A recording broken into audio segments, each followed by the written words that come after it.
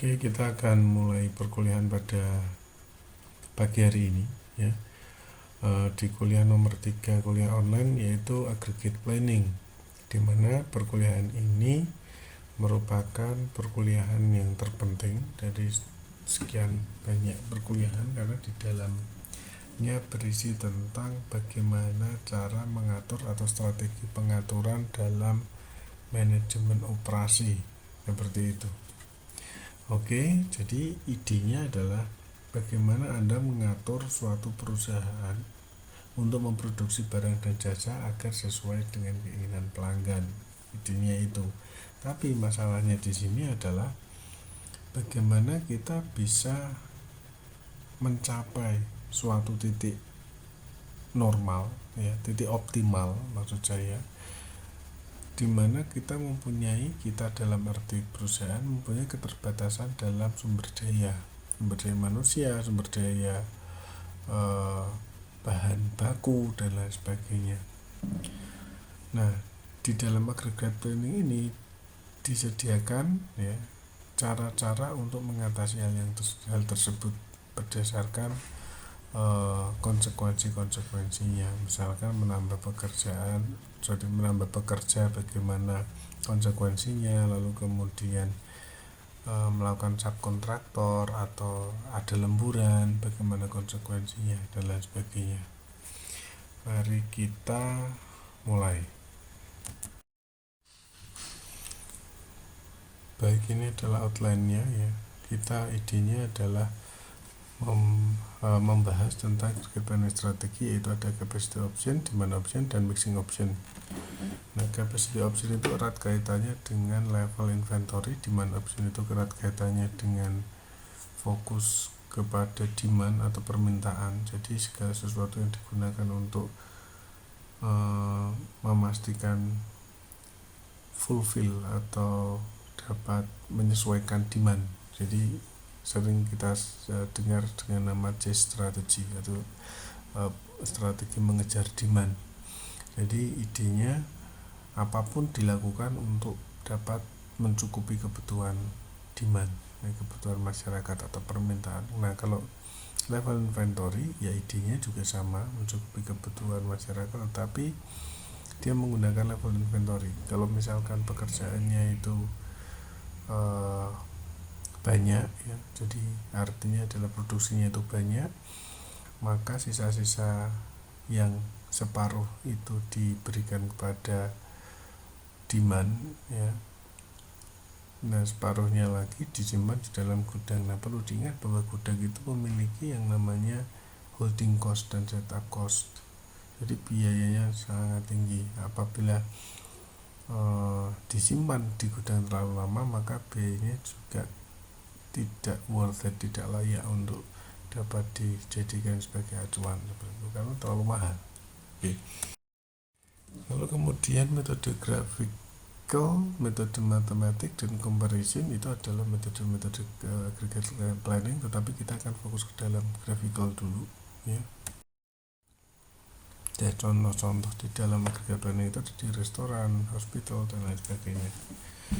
Nah, idenya di sini adalah bagaimana aggregate planning itu merupakan suatu strategi, jadi keniscayaan yang harus diolah secara detail dan secara terstruktur ya, serius, karena hal ini menyangkut kehidupan suatu perusahaan. Bayangkan rencana jangka panjang itu meleset, apa yang terjadi? Pastinya resikonya selalu semakin besar. Mengapa? Karena dalam rencana jangka panjang itu yang direncanakan biasanya memiliki resiko yang besar. Membeli rumah, membeli pabrik, itu termasuk dalam rancangan atau rencana besar. Oke. Lalu kemudian ada yield management. Yield management itu manajemen yang ada sekarang. Nah, nanti kita akan membahas tentang manajemen penginapan di dalam yield management. Lalu kemudian tujuan kita belajar adalah mendefinisikan aggregate planning, terus mengidentifikasi opsi-opsi atau rancangan rencana apa saja yang di dalam aggregate planning itu. Lalu kemudian kita akan membuat suatu desain grafis sederhana tentang graphical plan. Nah, misalkan contoh ada Frito-Lay itu lebih dari 3000 brand ya, dimana Frito-Lay itu adalah perusahaan semacam Taro, Ole-Ole, nah, itu adalah Frito-Lay. Ingat bahwa kemarin kita membahas tentang natur dari suatu perusahaan Frito-Lay, dimana di dalamnya Frito-Lay itu memiliki jenis produk ya, produk yang skala pembuatannya dalam skala besar tetapi homogen ya. Jenisnya adalah homogen. Oleh karena itu pricing strateginya adalah membuat komponen package atau bungkus yang berbeda-beda. Nah, oleh karena itu naturnya semacam itu, maka Frito-Lay memiliki proses perencanaan dari 3 sampai 18 bulan, sangat panjang. Terus kemudian equipmentnya itu adalah unik, dan Frito-Lay itu memiliki high cost ya. High cost di dalam fixed cost. Nah, ini adalah high cost dalam fixed costnya.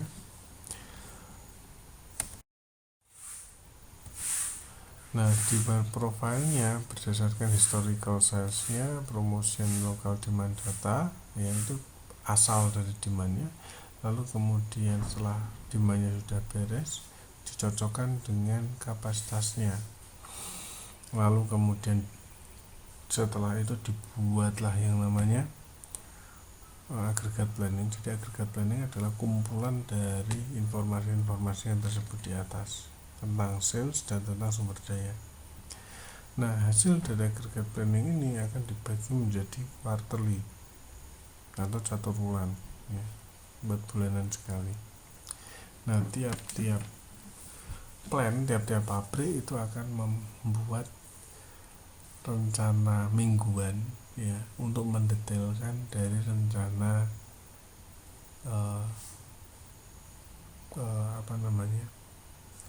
quarterly atau catur bulan. Ingat bahwa tujuan aggregate planning atau perencanaan agregat itu adalah menemukan antara ramalan dan kenyataan. Oke. Tadi saya sempat menyinggung ramalan. Ramalan dalam hal ini adalah rencana penjualan. Jadi sebagian sales dan marketing itu membuat rencana penjualan, terus kemudian informasi itu diterima oleh bagian produksi untuk kemudian dibuatlah sistem penjadwalan produksi gitu ya. Jadi di dalam planning sendiri itu ada beberapa hal yang digunakan untuk meminimalisir dari biaya, seperti laju produksi, laju bekerjanya, laju inventory, karena di dalamnya ada holding cost ya, ada lemburan atau overtime, terus kemudian ada subkontrak, ada laju-laju yang lain. Nah, apa sih yang dibutuhkan dalam aggregate planning? Yang pertama adalah sales output ya, itu harus sangat betul atau tidak ada kesalahan, zero tolerance. Lalu kemudian cara melakukan forecast demand itu tidak langsung satu gelondong, misalkan 1 tahun kerja, tidak, tapi dibagi-bagi. Nah, kumpulan informasi yang dibagi itu yang nantinya akan kita gunakan sebagai aggregate planning. Nah, terus kemudian ada metode untuk mendefinisikan biaya. lalu kemudian ada suatu model yang mengkombinasikan ramalan dan biaya. Jadi penjadwalannya itu ditentukan oleh periode perencanaan.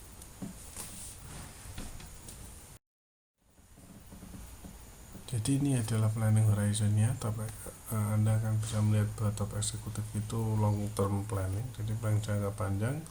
Present management itu 3-18 bulan atau intermediate.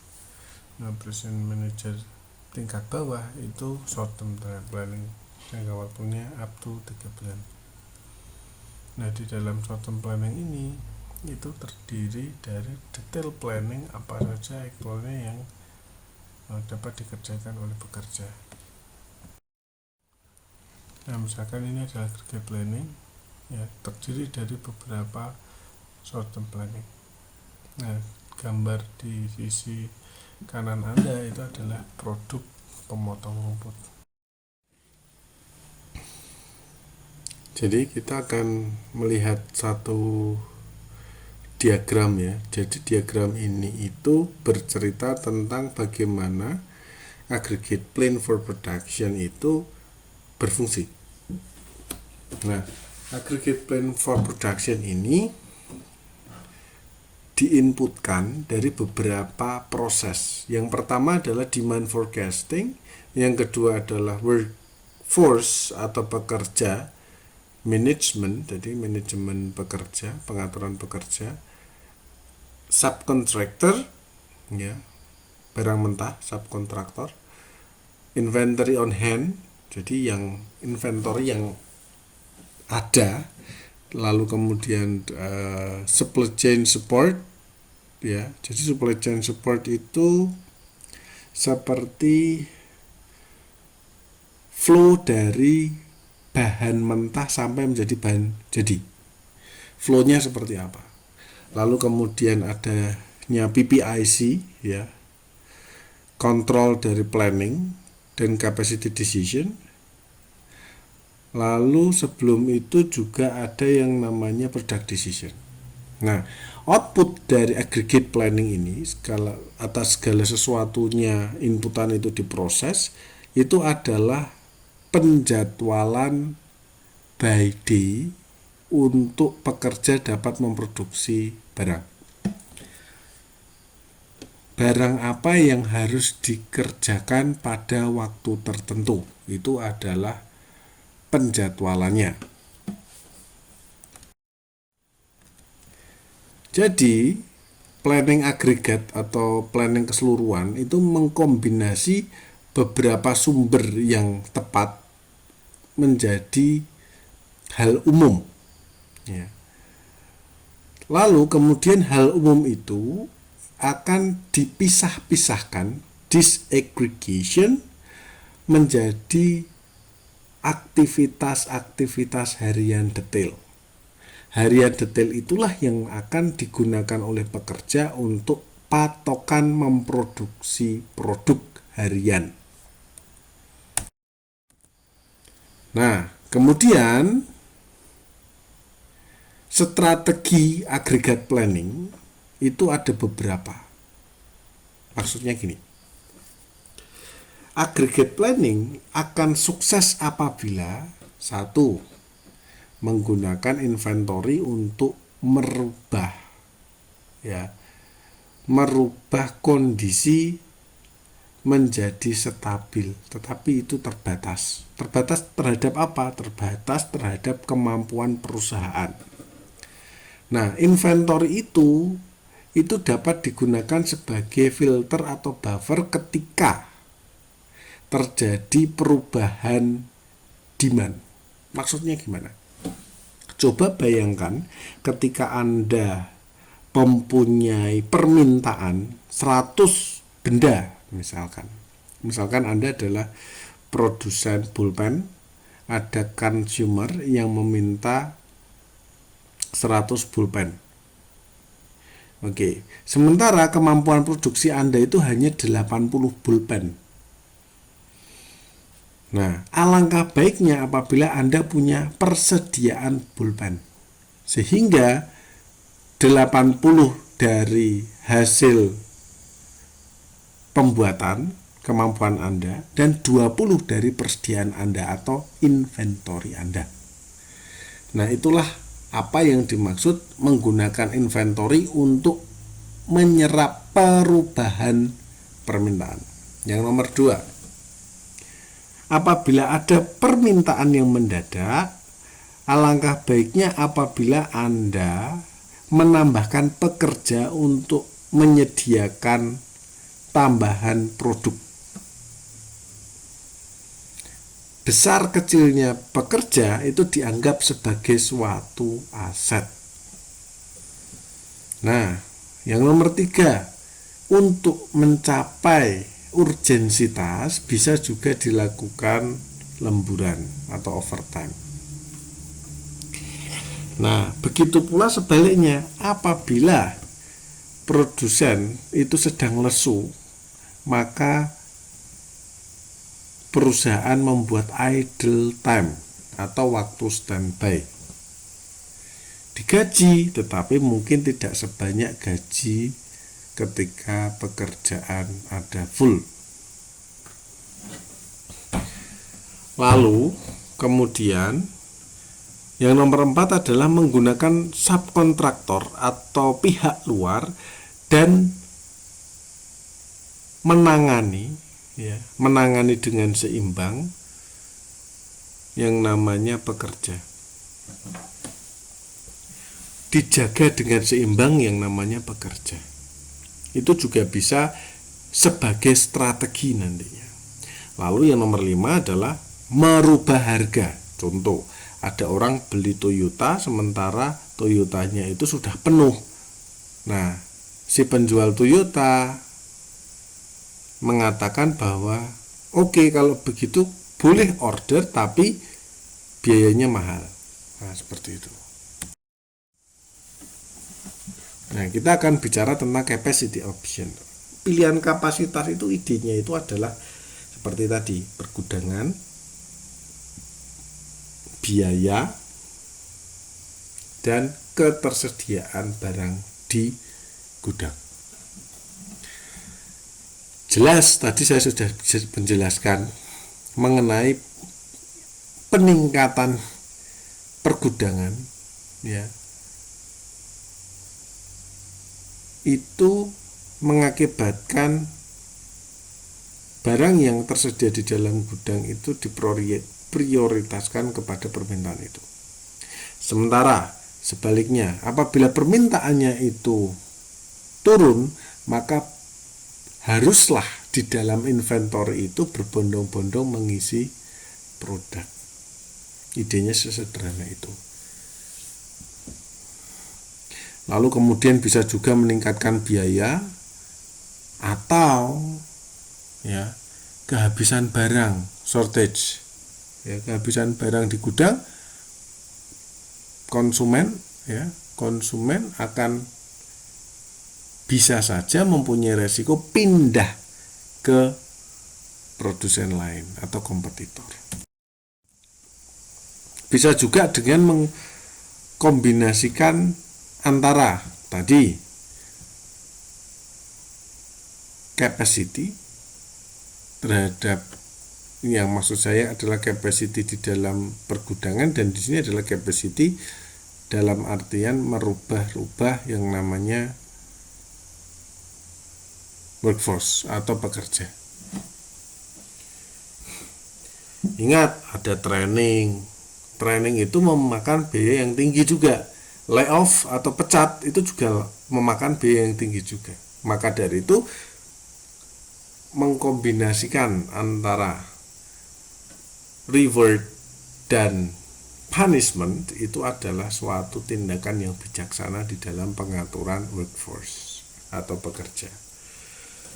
Akibatnya apa? Akibatnya adalah tingkat keloyalan dari pekerja akan tinggi. Lalu kemudian ada hal yang unik di sini, memvariasikan laju produksi dengan cara mengatur lembur dan atau waktu standby atau idle time. Tetapi masalahnya adalah sangat sulit untuk ketika perusahaan itu mendapatkan permintaan yang besar.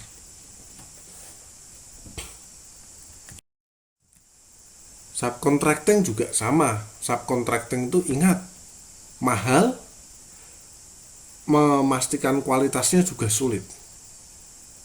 Bisa saja subkontraktor itu menjadi kompetitor kita. Itu adalah resiko yang tinggi sekali. Lalu kemudian apabila menggunakan part-time worker, susah juga. Kenapa? Karena biasanya part-time worker itu tidak terlalu skillful, tidak se-skillful pekerja tetap. Nah, sekarang gimana sih cara tadi meningkatkan permintaan dengan cara mengatur demand atau permintaan? Yang pertama tentu saja menggunakan promosi dan iklan.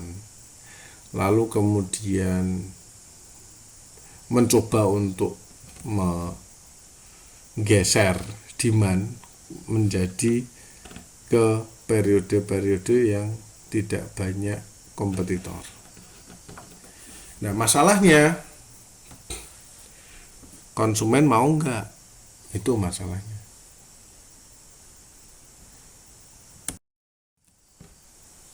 Agak sulit memang. Konsumen itu memiliki kehendak, memiliki keinginan, ya. Tapi kita mencoba untuk mengatur keinginan konsumen, agak sulit.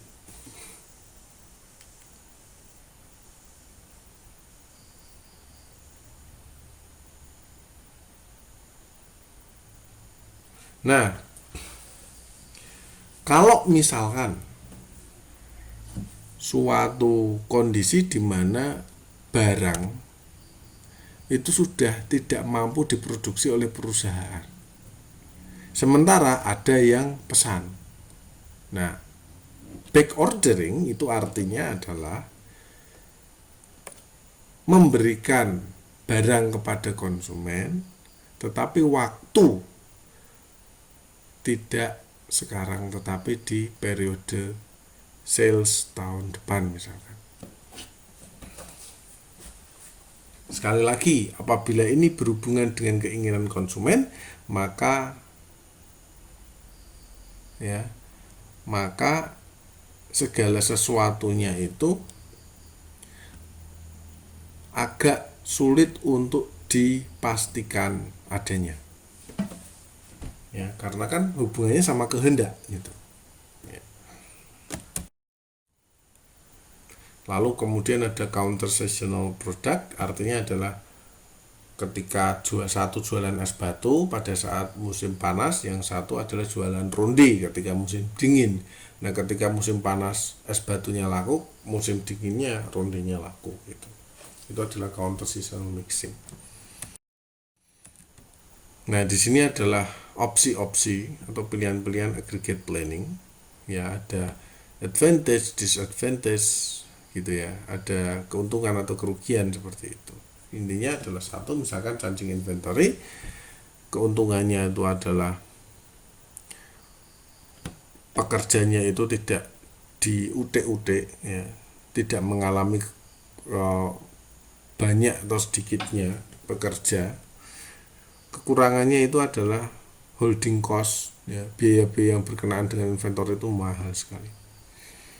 Lalu kemudian yang kedua adalah merubah-rubah pekerja, ya, ukuran pekerja dengan rekrut dan pecat, hiring atau layoff, rekrut dan pecat. Ingat, advantage-nya itu ya sudah to the point, tidak ada alternatif cost lagi gitu. Alternatif cost itu misalkan seperti subcontracting, terus kemudian lemburan dan lain sebagainya, enggak. Nambah pekerja saja, sesederhana itu. Nah, akibatnya kerugiannya adalah biaya training dan biaya pecat itu tinggi sekali. Pesangonnya tinggi sekali.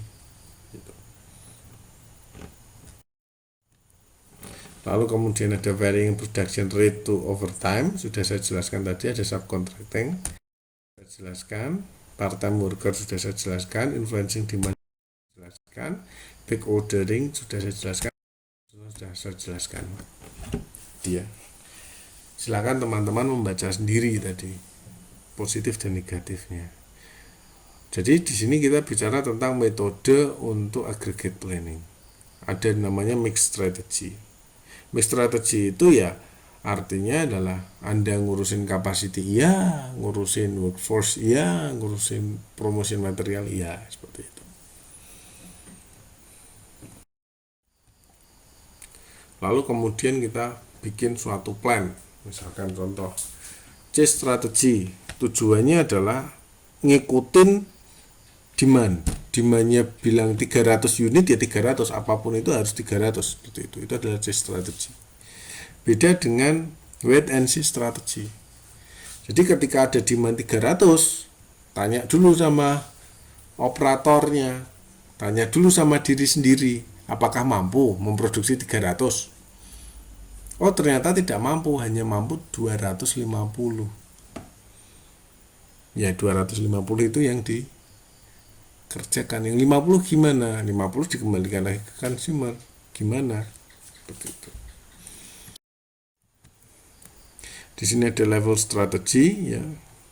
Intinya adalah harus berada di level ini. Jadi produksi harus 300 ya 300 terus seperti itu. Lebih dari 300 ya disimpan di inventory. Nah, misalkan contoh adalah graphical method ya. Itu popular teknik, easy to understand, dan karena apa? Karena trial and error. Ada 5 hal ya. Yang pertama adalah demand, kedua adalah capacity, ketiga itu ada labor cost, hiring layoff ya. 4 itu adalah company policy ya, worker dan stock level, dan yang kelima itu adalah total cost. Misalkan contohnya expected demand-nya seperti ini. Lalu kemudian average-nya adalah 50 unit per hari. Ya, itu diambil dari totalnya 6.200 dibagi dengan hari kerjanya satu. Jadi posisinya ada di situ, ya. Production average, ya monthly forecast. Oke. Lalu kemudian ingat ya, yang merah dulu, saya menjelaskan yang merah dulu. Labor hour to produce a unit artinya adalah berapa unit yang diproduksi oleh satu orang bila orang tersebut bekerja 8 jam. Maka jawabannya adalah 1 bagi 1,6, 5 unit gitu. Dalam satu hari atau 8 jam, 5 unit.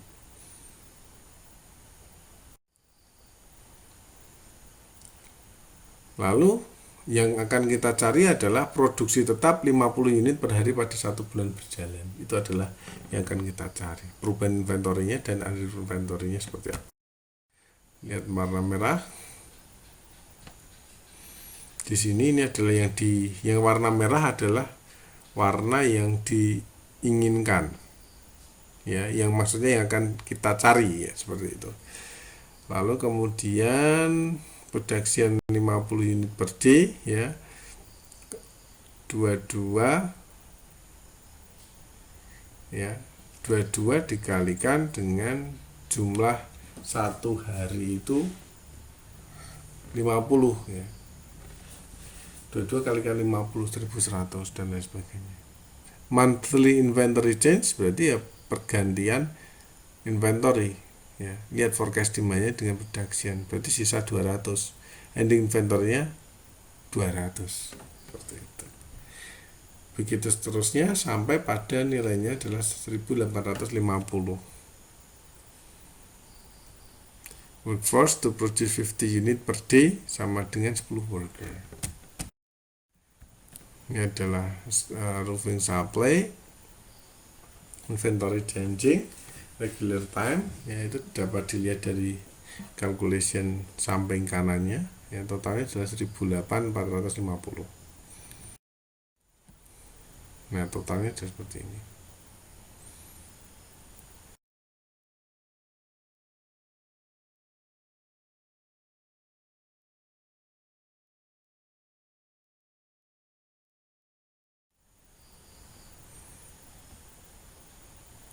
Oke, yang kedua adalah planning subcontracting. Subcontracting itu gimana?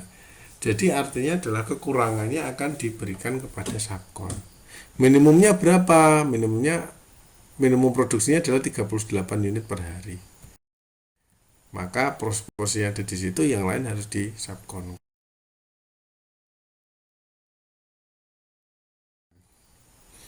Inventory dan lain sebagainya sama. Jadi in-house production 38 unit dikalikan hari kerja berapa? 124. Subkontraktor unitnya itu adalah 6.200 dikurangi 4712 seperti itu. Sama dengan 1488.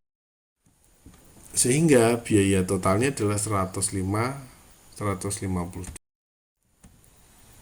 Nah, ini adalah contoh yang lain lagi. Production sama dengan expected demand, hiring and layoff. Nah, ini adalah prosesnya. Jadi demand sama dengan productionnya. Ini masih sama informasinya. Lalu kemudian membuatlah suatu tabel di mana ada extra cost, terus ada extra cost for decreasing, extra cost for increasing, dan total cost. Ya, teman-teman bisa melihat bahwa yang nomor 1 itu dianggap sebagai patokan. Yang nomor 2, ya, nomor 2 600, ya, $600 dikalikan 2. Nah, itu extra cost-nya, ya. 2 orang dikalikan 600 per hari. Nah, totalnya adalah 117.800. Nah, setelah dicek, ya, maka dipilih plan kedua yaitu 105, 150. Nah, ini adalah perhitungan matematika. Contohnya apa? Contoh linear decision rule dan simulation. Misalkan contohnya seperti ini, ada sales period, bla bla bla bla bla, dan regular time. Carrying cost, misalkan contohnya $2 per ban per bulan seperti itu.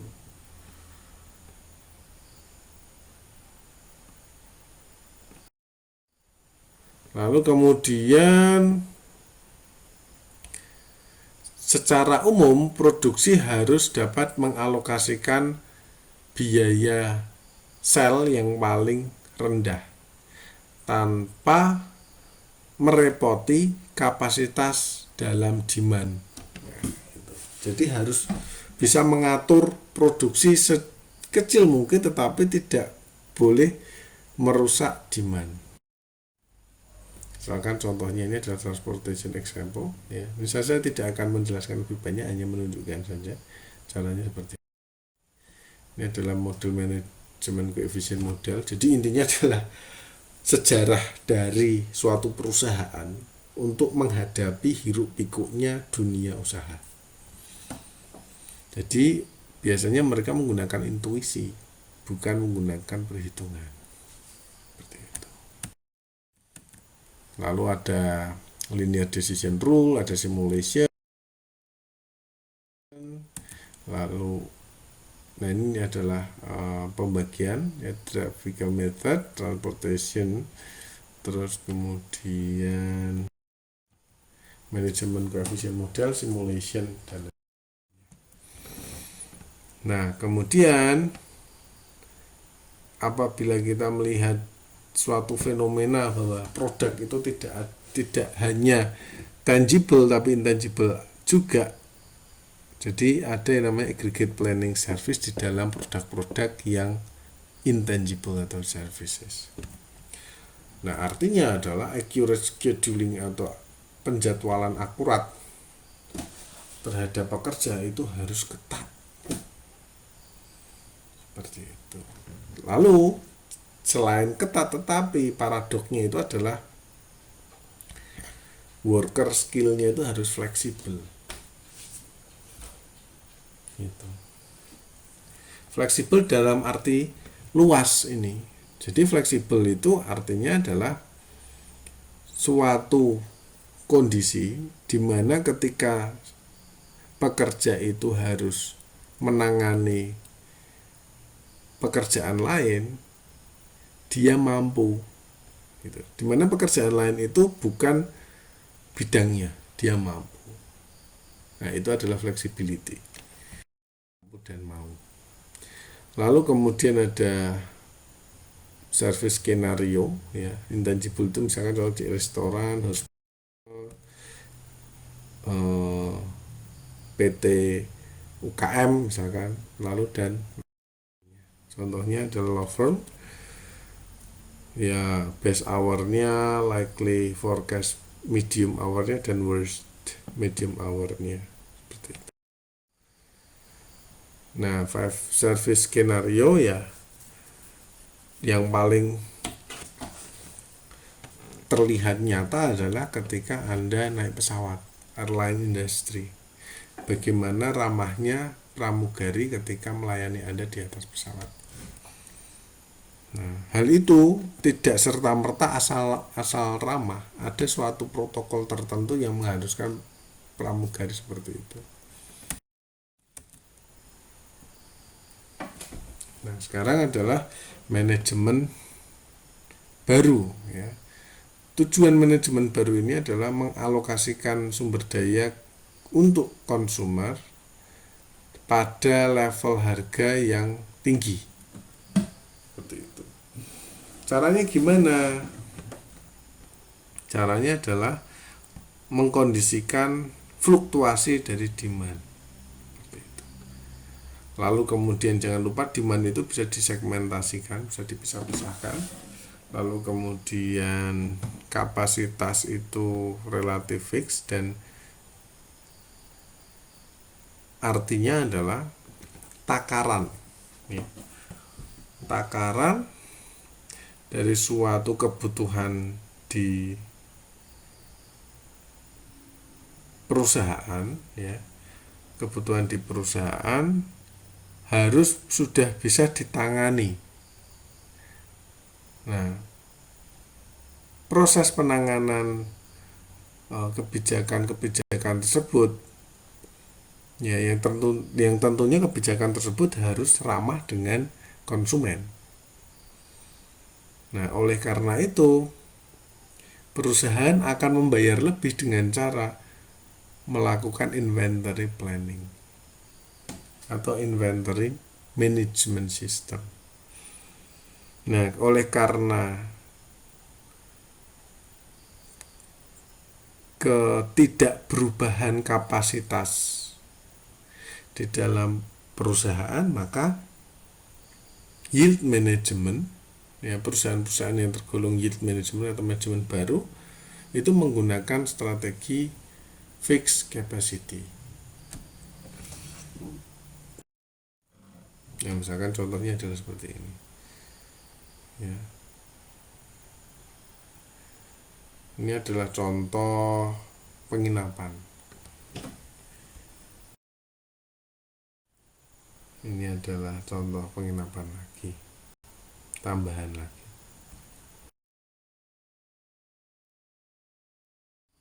Oke. Jadi yield management itu fix, ya. Itu di kuadran 1 contohnya adalah movie theater, kuadran 2 mungkin jadi price-nya itu variabel, itu contohnya adalah airlines dan sebagainya. Lalu kemudian bagaimana cara membuat manajemen terbaru itu bekerja? Caranya adalah menggunakan multiple pricing. Biayanya, proses perhitungan biayanya tidak boleh hanya satu, harus lebih dari satu. Terima kasih, Tuhan Yesus memberkati.